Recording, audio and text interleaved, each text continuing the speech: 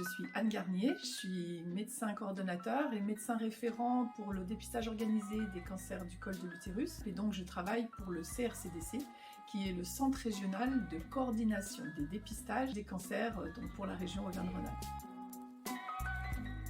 Globalement, le dépistage concerne toutes les femmes entre 25 ans et 65 ans, mais entre 25 ans et 30 ans, le test recommandé est le frottis. Après 30 ans et jusqu'à 65 ans, à partir de ce prélèvement, on va faire un autre examen qui est la recherche des papillomavirus, puisque le papillomavirus est le virus qui est en cause, est la cause du cancer du col.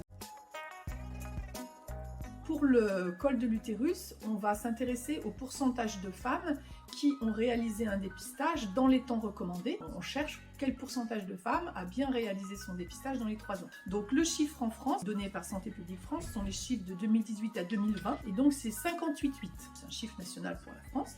Pour Auvergne-Rhône-Alpes, le chiffre est significativement meilleur puisqu'il est de 65%. Et pour la Savoie, il est encore meilleur puisqu'il est de 66,9, donc pratiquement 67%.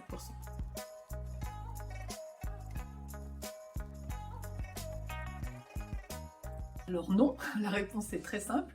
Les gynécologues, certes, pratiquent bien évidemment les frottis de dépistage. On peut aussi aller consulter une sage-femme, on peut aussi aller consulter un médecin généraliste. Alors, dans les 2 cas, tous ne le font pas, mais vous téléphonez à l'un d'entre eux et qui vous dira très facilement si vous pouvez être reçu par lui pour cet examen. Vous pouvez aussi aller en centre de planification, dans les consultations hospitalières. Donc, il y a plusieurs lieux possibles pour réaliser son frottis de dépistage. Alors non, la vaccination HPV depuis 1 an et demi concerne aussi les garçons. C'est la même tranche d'âge, entre 11 et 14 ans. C'est le bon âge pour faire son vaccin HPV, qu'on soit une jeune fille ou un garçon. Alors là aussi, non. Le dépistage est recommandé jusqu'à 65 ans. C'est une question très importante, et effectivement c'est très important d'y répondre et de rassurer les femmes.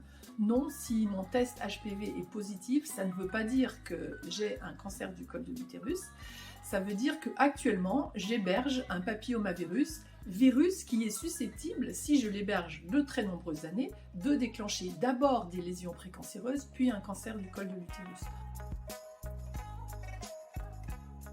Quand on est vacciné, on a évidemment un risque beaucoup plus faible d'avoir des lésions du col, puisque le vaccin nous protège contre un grand nombre des différents papillomavirus qui peuvent donner un cancer du col. Mais il ne protège pas contre la totalité de ces sous-types de virus, donc il est important de continuer à se faire dépister dans les mêmes tranches d'âge. Quand on a eu une vie sexuelle, et même si cette vie sexuelle s'est interrompue depuis de longues années, il faut continuer jusqu'à 65 ans en tout cas, de se faire suivre, puisque une contamination par le papillomavirus très ancienne peut avoir été latente très longtemps et ne donner des signes que fort longtemps après les rapports en question.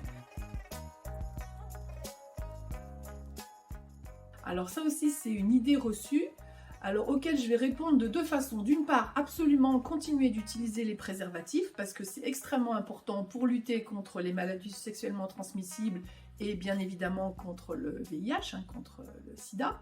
Mais pour le papillomavirus, le préservatif ne marche pas très bien parce qu'en fait il s'agit d'un virus tellement petit qui peut traverser les mailles du latex. Surtout, continuons la prévention. Vaccination quand on est très jeune, dépistage de 25 à 65 ans et on pourra quasiment éradiquer le cancer du col de l'utérus. Vous pouvez aussi avoir davantage de renseignements sur plusieurs sites internet.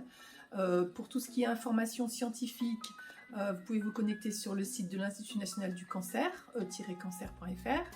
Vous aurez des informations générales sur le programme de dépistage sur le site de votre centre régional de dépistage organisé.